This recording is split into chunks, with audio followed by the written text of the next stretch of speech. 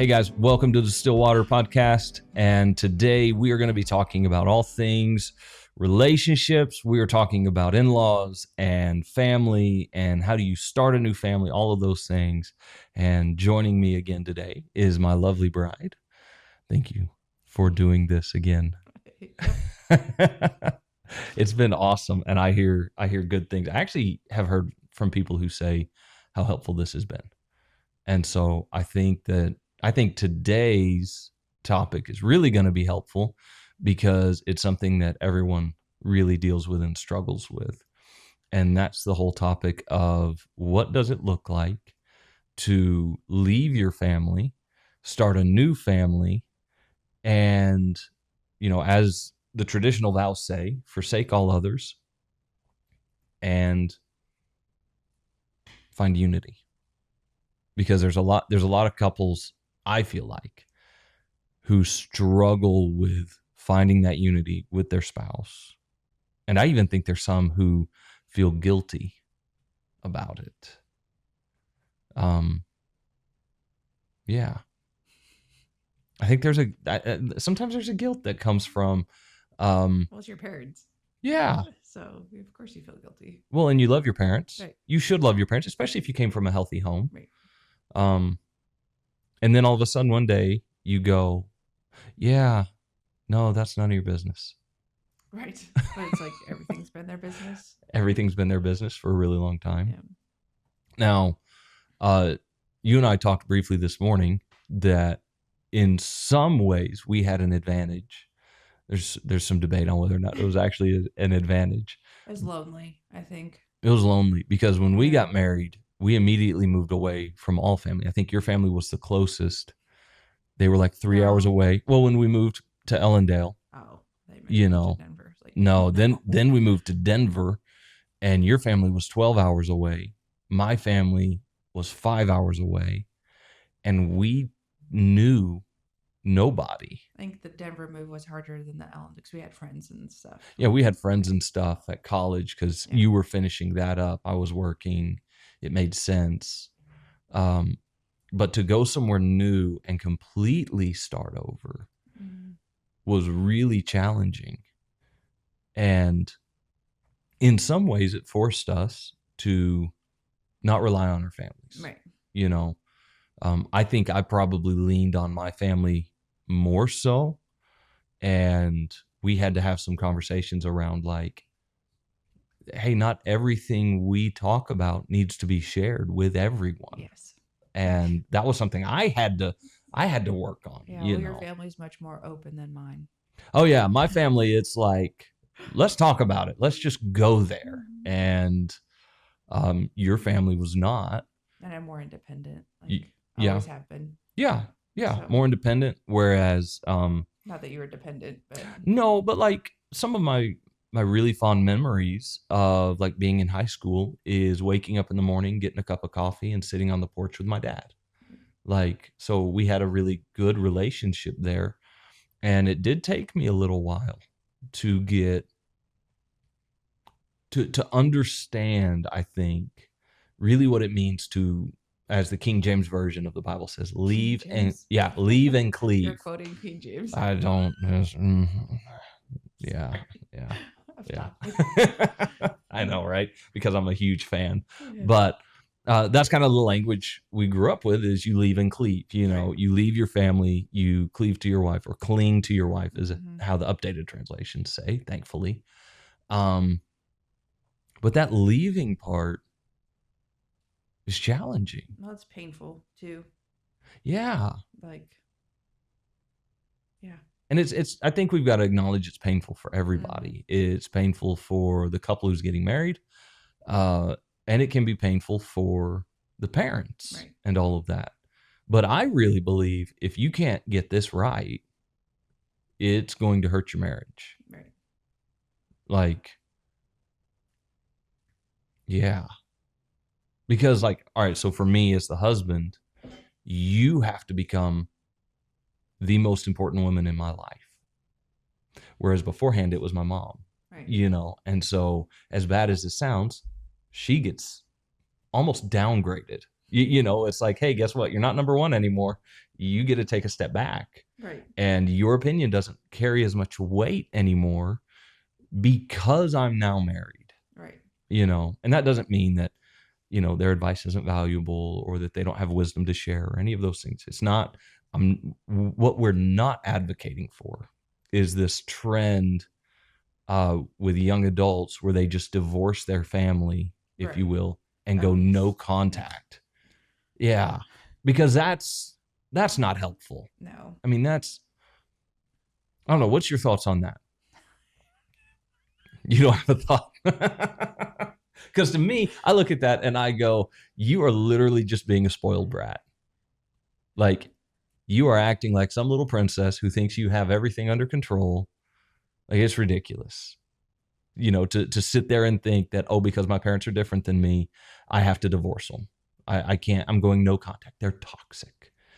And I feel like we're going like a it's a weird direction, so but I'm I like just not prepared. no. I feel like that's something that I don't want what we say about leaving your family to then be used as an excuse I for gotcha. somebody to be like, I don't ever need to talk to them again. I That's mean, in some foolish. cases, though, like you might, Yeah.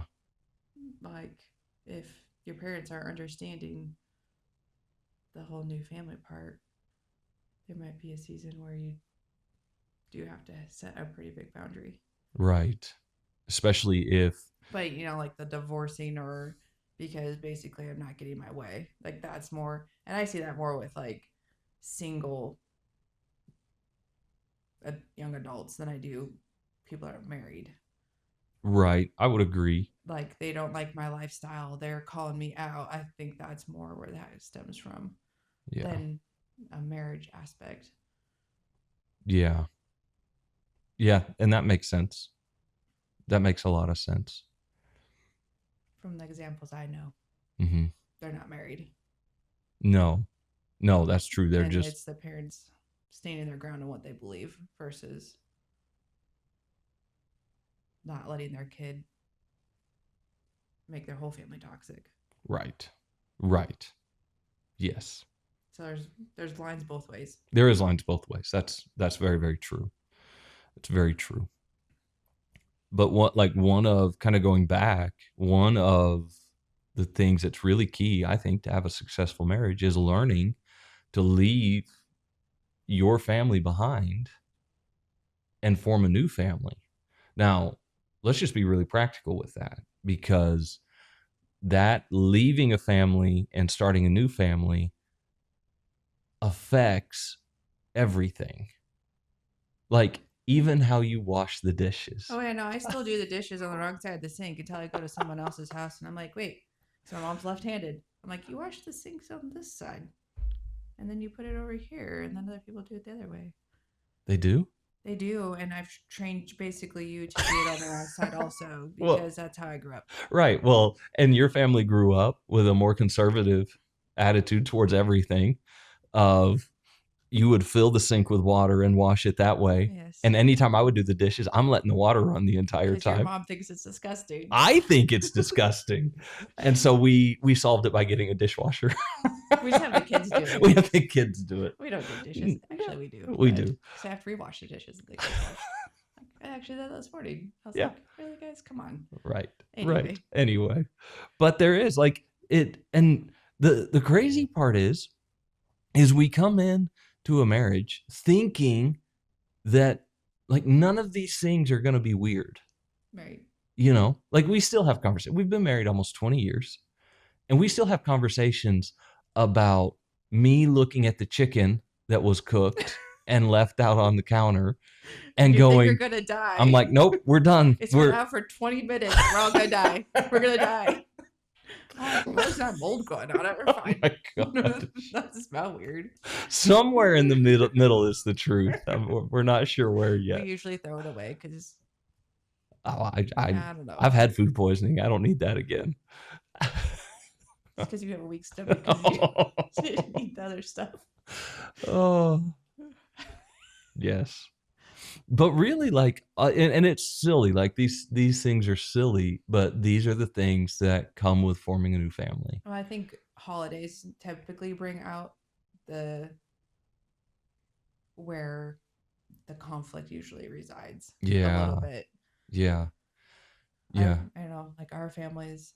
I'm the youngest, so I think my brother maybe had to deal with more of like learning how like my parents had to learn, Mm-hmm. and so he established it. He did the hard work He for you. did hard work. I'm not like my parents are bad people, or I No. think they always understood that, but they also understood like when we were first married, we rotated Yeah. Yeah, we did. holidays until we moved away, and then it became more complicated. Right.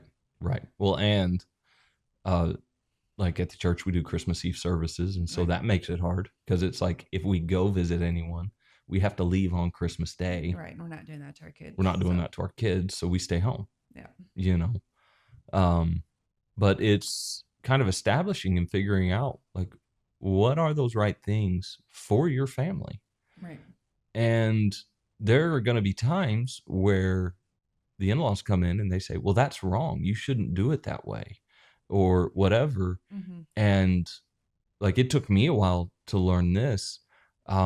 They don't get a vote Right. anymore, and you can actually hurt your marriage by not having those boundaries and not just understanding that. It doesn't mean you have to be rude, but you do have to recognize that when you get married, you're starting a brand new family and you need to have new traditions and a new way of doing things. And it's going to look different than your parents. And not only is that okay, it's healthy. Well, and I think you have to like establish that before you talk to your parents. Like you have to be on the same Yeah. page too first. Yes. We can't be like, oh, we're gonna do this, or Yeah. the wife thinks we're gonna do one thing and the husband thinks you're gonna do another. Like you guys have to Right. establish Right. Which that comes into. where your goals are. I think maybe it's Mhm. starting like what it like. I think every family should have a vision for their family. Yeah. Like this is our what we're striving for. Mhm. This is what we're trying to become. Mhm. Yeah, because if you have that, then you can look at each other because we all get sideways on things. Mm-hmm. But you can look at each other and go, "No, remember, like we're shooting for this." Right. Whatever You it may know, be. right? Like a big one for us is we want our kids to grow up and not hate the church and not hate God. Yeah. Because of my job, we've seen too many pastors' kids who do those things because, For the sake of others. yeah, for the It's sake always of like, others. oh, you know, this might be off topic, but we No, got to do it's it for good. the good of other people. Yeah. Well, I've heard And so then, many say, well, God called me to this. yeah, And so I'm trusting he'll take care of my kids. which he does, He but he also does. gave you responsibility for them. Yes. Like he gave us, like it's our job to disciple them and care for them. Yes. And, we've said it from the beginning. We will not sacrifice our family on the altar of ministry. No. But that's something we have been in agreement on. Right. And so when we start going down a path that looks like it's headed that direction, we have conversations about Yeah. it. And we go, how do we need to change? I mean, prime example, we had our annual business meeting last night. Every year in that meeting, every year, the idea of a Saturday night service comes up. And I say, every year, we're going to choose to be selfish and we're going to keep Saturdays for our family.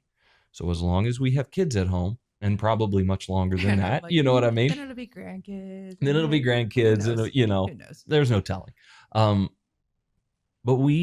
our family needs a full day, and our kids need to know that they're important to us, and they sacrifice a lot Right. for ministry. We're their only parents. But we are their only parents. There's other Everybody people can go and find another pastor. Yes. Our kids can't be like, oh, I think I'm going to go hunt for a different dad. Yeah, they can't do that, Sometimes they might want to. Sometimes. Not a different dad, but Well, maybe a mom. when when I tell them no all the time and they just start calling them. They well, get that's tired of me.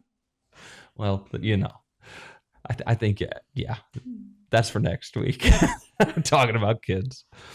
Let's talk about like what it means to forsake all others, and like we've talked about the family aspect, but let's even get into the friend aspect. and all of that. This is something I struggled with because I used to like I'm a loner. I like friends. Just kidding. uh, I'm but content. like there were times where and it took a while, like we'd be married and I would have a friend over. You'd get home from work Oh my gosh. and I'd have a friend over and we'd be upstairs playing Xbox and then I'd just be like, Hey. "Hey, like Cool. I guess I'll make everyone dinner tonight. yeah," and it's like it took it and it's wild how immature I was when we first got married. Like I just didn't even think about it. Of realizing that, you know, you and I coming together and our relationship takes precedence over everything else. And that means I have to kick the friends out of the house before you get home, which now we've Yes. learned and grown and we Yeah. don't, we don't do that. But it's not fair to, like you were working full time. I mean, you still work, but you were like going away to a job, coming back, and You were working also. I You was wasn't just sitting at home, just to no, clarify. no, no, no, Make it but seem like you were just at home. right, no, but we had different hours, and there were times where it was different just because of ministry and things like that. And so, but I had to really learn like you need your space and you need time just to decompress. And there's times where you just want to be with me, Right. and that's actually a good thing. And so I had to learn to set boundaries just around relationships and all of that. So I would love. I'm going to put you on the hot seat Oh here for a moment. gosh. All right. Okay. Hold on. Um, girl trips or girl days. You know what I'm talking about? Like Yeah. this whole I don't know why you're trend. putting me here because I don't do this. Right. So No, I know you don't. okay. But are they dangerous? I mean, they can be. Okay. I mean, I think anytime you get with your friends, it can be dangerous, Yeah. especially like what I see with women. Like Okay. it turns out to be a husband bashing time Mhm. instead of encouraging.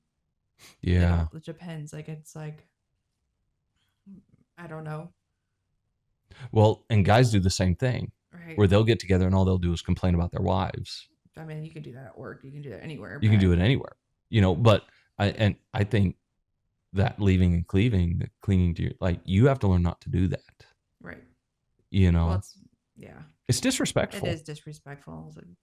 Like it's just wrong. Right. Um, if you're getting together with a group of people and all you do is bash your spouse, Right. like how is that beneficial? Like what fruit is that producing in your life? Show me what fruit of the spirit that one Well, is. I think it's just the whole like even when you decide to do things like girls trips or guys trips, you got to decide like what's the purpose of it. Right. Like, do I gain anything by it? Does it help my family? Does it help my marriage? Does it help me? And Yeah. I think we do get caught up in the help me more than anything. Yeah. Everything's about me.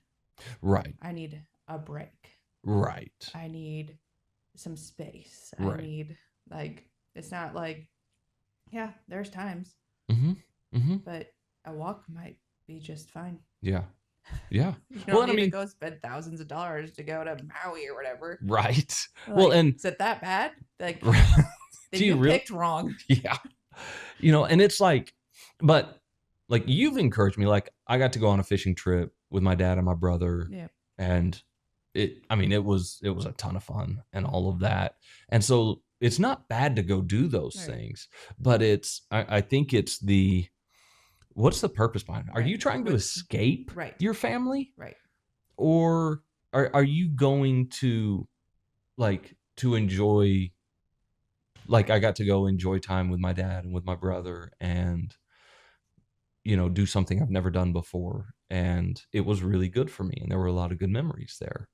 And you were incredibly gracious and to be like, you need to go. Right. I don't want you to. I would rather you stay It's home. hard. You have children. Yeah. Small. Yeah. They were And small that so, time. yeah, they were small. But that's where the whole thing of like putting your spouse first and recognizing like, hey, it's okay. It's good to go do these things, but doing it out of a place of love, not out of a place of I'm just tired of you. Ron's like, how often are you doing it? Are you doing it like every month? Like, Right. I mean, a year. I don't even know if you need to do it every year. Right. I don't know. Right. And different people are different. Right. So it's And like, I don't. and I will say this, and I think this is an important point, because where you and I are very independent, like with our families, we don't need much. We don't need a lot of input. We've We're never really had an option though either, because our right. family's always lived far away. Right. That's not true for everybody. And some people love having their families involved. And some people love doing the regular trips and all that. And so there is difference, but I think really the important part is this a life that you just stumbled into, or are these just habits you stumbled into and one spouse is comfortable with them but the other spouse isn't? Well, you can kind of go back to that passive part too, because it usually, Yeah, I mean that's true. like the wife wants to do it, and the husband's like, I don't really think it's a good idea, but he won't say anything because he wants to make her happy, Right. and then it causes some underlining tension. Yeah. And you end up with, you know, that lack of unity, Right. because it does say like you become one flesh. Like we very much so, we're like, we're together in this. Like it's you and me. I And mean, then, we miscommunicate often, oh, but we do. We miscommunicate all the time. I mean, we're not perfect by any means, but uh, like we don't we don't like I don't make major decisions for our family without you. I didn't decide to become a pastor until you were like, I do think we're called to this. Like I, you know, all of all of that, Um, I think that's important. right. I think like the unity, like it takes communication Yeah. and like Honest. honest communication. You can't be like, oh, it's fine. That's Like, usually what I do. I'm usually yeah, pretty bad at that. it's fine. And then later it turns out it's not really fine. Right. Like it's been an issue this whole time. And Well, it creates this underlying yeah, resentment yeah, that grows. And so like you have to communicate, you have to talk. And I mean, this is stuff we're still working on. And I don't think anyone ever gets there where they're like, oh yeah, our marriage is great. We don't have to work on it anymore. Like that's right. I don't think that's true. Um, I mean, the 90-year-olds seem like they're happy. the 90-year-olds, yeah, Yeah. they've had all the They're conversations. like, whatever. But then sometimes I even wonder, like, sometimes they may appear that way, or they've Right. just I gotten don't used to know. it. Who It knows? just seems, yeah. Now I see some where it's like, oh yeah, no, they did it right, Mm, you know, yeah. and the intensity of the conversations has changed because they've already had all of Right. those. But I see some that they just settled into their habits and routines that they've built over 50 years, and they're just kind of waiting, which It's sad. it's sad because I think God wants us to have a deeper, more intimate relationship with our spouse that's built on mutual trust, mutual love, like communication, like all of these things. And yeah, there's a sin nature that gets in the way, but you have to recognize that. Right. And there's also a big part of recognizing that your spouse is broken Right. and you're broken. Like if you sit there and go, well, my spouse is broken, they're really messed up, but I'm okay. You're You're not oh, okay. you're not okay. But recognizing, we we're both broken, and we both have stuff we have to wrestle through, and recognizing that, and then messing up and asking for forgiveness and offering forgiveness, and that all of those things build that unity, that one flesh, you know. But if you don't build that, then I mean, you will end up divided, because the kids are going to come along, and they are masters of divide and conquer. If they can get mom and dad to disagree so they can get what they want, great. You know what I Yeah. mean? Uh, but the rest of the world will do that same thing. And so I do. I think it's really important on all of that. So, and I mean, and like this is stuff we're working on and learning and going for. But making sure we always come back to unity, come back to realize that we are on the same team. Like and you and I have said this, it's you and me against the world. Here we go, you know, and we're going to charge the hill, and we're going to do what God's called us to do, and we're going to do it together. I'm not going to run and do it on my own, and that's not how it should be. Okay, I just had check time. So, let's talk about the love and respect part. Now, we read that book, Love and Respect by, I think it's Emerson. I think so. Yeah, Dr. Emerson. Don't quote us. Yeah, don't quote us on that. And it's good. It's kind of a simple concept. It's simple, but it's not easy. So, in Scripture, it says, husbands, love your wives. Wives, respect your husbands. And like for guys, one of the things he talks about is for guys, we always want to be respectful towards our wives. And this will show up with how we fight. And this has been true like when we argue or anything, is the respectful thing for a guy to do is not to fight, is to just walk away, is to just and the problem with that is it actually feels incredibly unloving. That just makes me mad. It just makes you mad. I don't know if it feels unloving or not. I just want to fight. You just want to fight sometimes. Well, but it's one of those things where like the thing that a respectful man does is he doesn't fight, especially not with a woman, But then in the book he gets into like, so what ends up happening is guys end up not sharing where they're at. They don't share their frustrations. They don't share their thoughts, their opinions, or any of those things because they want that. And it ends up feeling unloving because, and this is kind of his words, how he puts it, if I'm remembering it right. I don't know. It's been a long time. It's been a while. It's been a while. Remember. Well, it's been probably 10 years. So well, since we read it and then we watched the videos that went along also with. Probably been like 5 years. Well, I don't know. I'm like, I can't go back that far. Well, so I remember stuff that I read. But it's one of those things like I've had to work on, that just because like I feel like, oh, this is the respectful thing to do is not always what you need, and then you have to learn, or any wife has to learn, what it means to show respect. Which usually means just be quiet for a while. That's usually, don't say everything that you think. Sometimes that's there. Or maybe have a bigger filter. I don't know. I mean, there's that, but we've talked about this. It's tone. That's what I mean by a filter. Yeah. Just guarding, and I think it's. So I heard someone who put it this way, and I thought it was really interesting.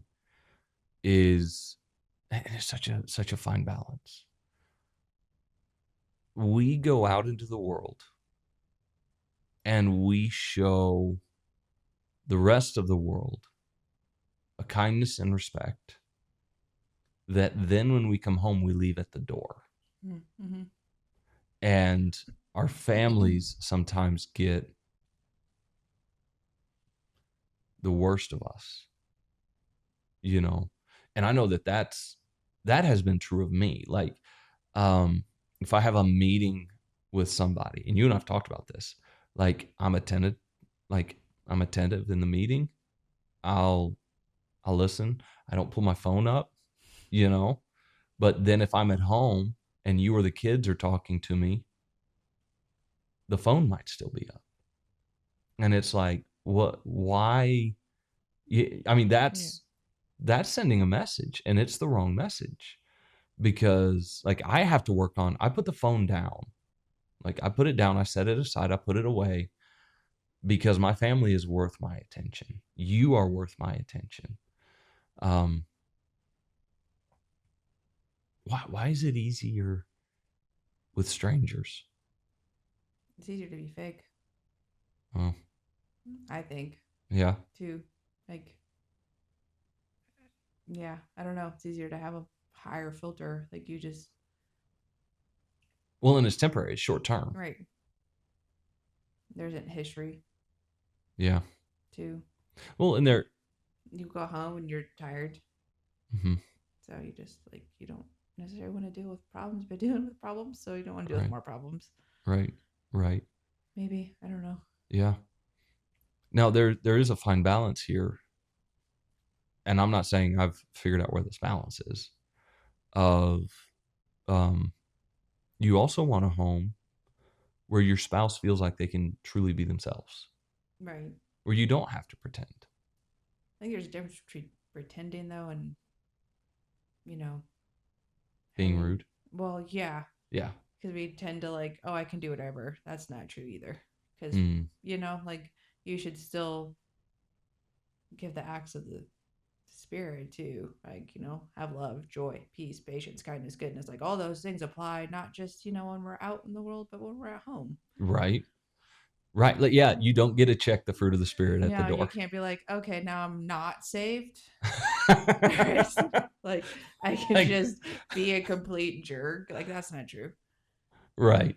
Right. So it's like, I think you have to practice them more. Mm, Like, it takes more effort yeah. with the people that are closer to you, and it can be exhausting Yeah. in a way, Yeah. because it's like, oh, I've been doing this all day. I have to keep doing it. Like, I don't know, even though we need to, Right. I don't know, the fleshy part of us gets in the way. Right. Right. So I'm just processing, like, why is that? Like, why is that true? Like, why is it harder? And yeah, there's the being tired part and all of that, but sometimes I wonder, like, is it deeper than that? Is it that, Well, I think it's a history too. Like, there's a backstory, yeah, there's a lot of history. There's a especially lot. with, like, your So spouse, right? Like, good, bad. There's history. you're right. Some of it's good, some of it's bad, some of it's not talked about. R- Maybe even, I don't know. right. Right.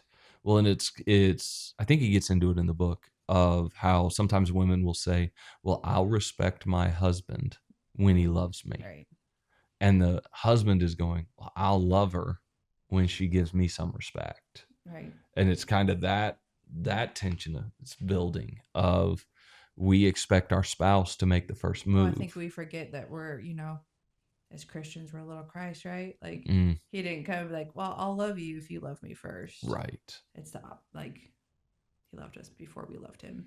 Yeah. And we have to practice that on each other also, Yeah. Yeah. including our spouses and our children. Like, Well, especially our spouses and right. our children. I mean, I'm a You, firm believer the reason why God instituted marriage is so that we could see ourselves more clearly. right. Yeah. Like, you know what I Yeah. mean? Because, It's like, clear sometimes. It's a little too clear. yeah, sometimes it's like, can we fog Can that up a little? we? Yeah. Can we put a filter on Oh, this? yeah. Can we It's kind of ugly. de-age that? So Anyway, anyway, but I we lost. we lost it. That's okay. I do believe though that it's worth the effort, and it's worth fighting for. And um if you'll do the hard work, I said too many people quit. Like, they're in the middle of doing the hard work of it being the really challenging Just time. fell out of love.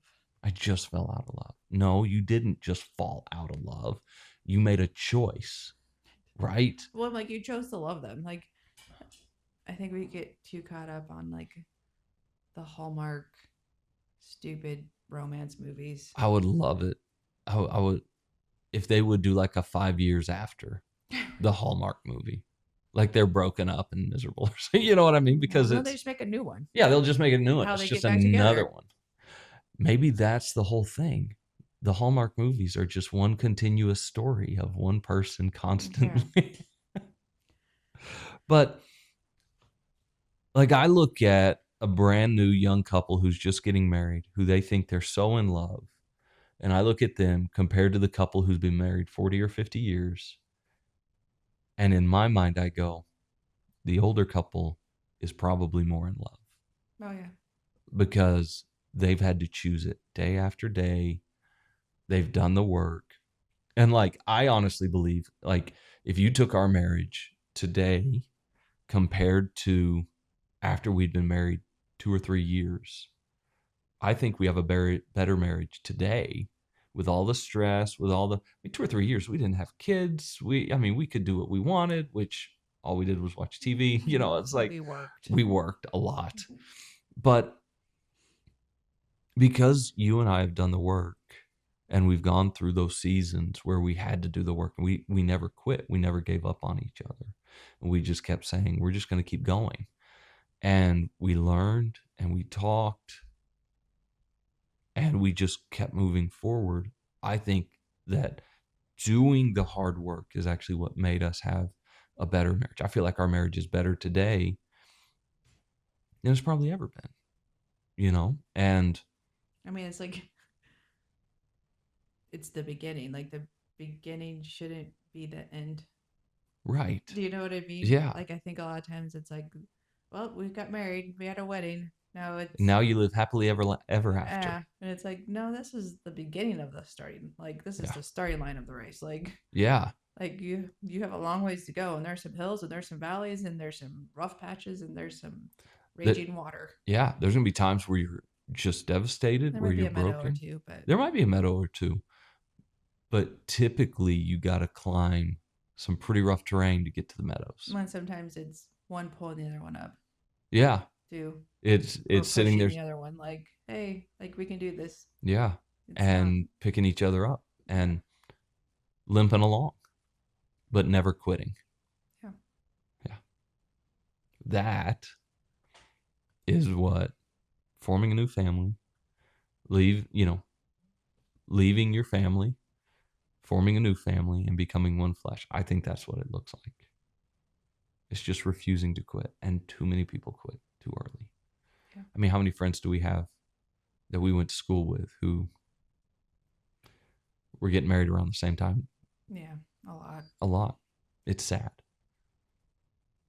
But I honestly believe that anyone, if they will apply some of these principles, if they'll do the hard work, if they will learn to lean into the fruit of the Spirit with how they treat their family, how they treat their spouse, and not check it at the door, like you were saying, I think anybody can have a really good, really healthy marriage. You gotta lean on Christ. You gotta lean on Christ. Like that's really what we're saying. That it is. Yeah. It is, because there's so many times where It's like you can't do life without him. yeah. And I think a lot of people try. Yeah. I go to church on Sunday, and that's not gonna enough. help. It's like it might help a little bit, but Right.